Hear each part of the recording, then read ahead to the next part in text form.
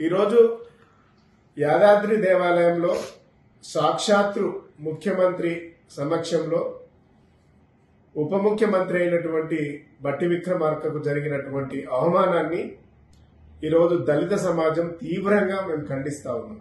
ఒక ముఖ్యమంత్రి సమక్షంలోనే దళితులకు అవమానం జరగడం అంటే ఇది యావత్ తెలంగాణ దళిత జాతికి జరుగుతున్నటువంటి అవమానంగా భావిస్తా ఉన్నాం. ఈ గుడిలో కూర్చోబెట్టేటువంటి విధానమే ఒక కుట్రకు నిదర్శనం. ఈ గుడిలో కూర్చోబెట్టేటువంటి విధానమే వివక్షతకు నిదర్శనం. ఇలా ముఖ్యమంత్రి గారు మంత్రులందరూ కూడా స్పందించాలి.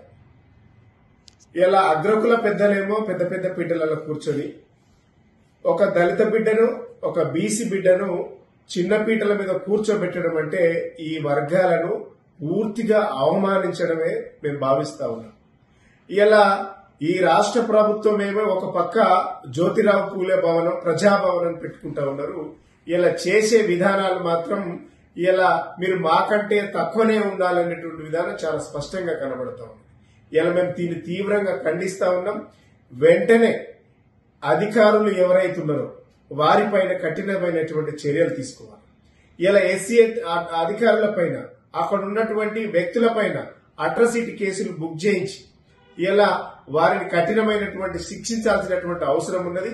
ఈ రాష్ట్రంలో ఉన్నటువంటి ఉప ముఖ్యమంత్రి పరిస్థితి ఇట్లా ఉంటే ఇలా గ్రామాలలో ఇలా పట్టణాలలో ఇలా జిల్లాలలో ఏ విధమైనటువంటి పరిస్థితి కాంగ్రెస్ పాలన ఉంటుందో అర్థం చేసుకోవచ్చు. ఇలా మేము ప్రజాపాలన తెస్తాం, ఎస్సీ ఎస్టీ బీసీ మైనార్టీల పాలన తెస్తామని చెప్తున్నటువంటి ఈ కాంగ్రెస్ ప్రభుత్వం ఇలా దళితులను బీసీలను కింద కూర్చోబెట్టి అవమానపరిచింది. ఇది ప్రతి దళితులు బహుజనులు స్పందించాలి. ఇది అందరూ కూడా ఖండించాల్సినటువంటి అవసరం ఉందని సందర్భంగా గుర్తు చేస్తూ బాధ్యులు ఎవరైతే ఉన్నారో వారిపైన చర్యలు తీసుకోవడానికి ఎస్సీ ఎస్టీ కమిషన్ వెంటనే చొరవ తీసుకొని స్పందించాలి. బాధ్యులపైన ఎస్సీ ఎస్టీ అట్రాసిటీ కేసు పెట్టాలి. వారిని అరెస్ట్ చేసే విధంగా కమిషన్ చొరవ తీసుకోవాలనేసి ఇలా మేము డిమాండ్ చేస్తాము.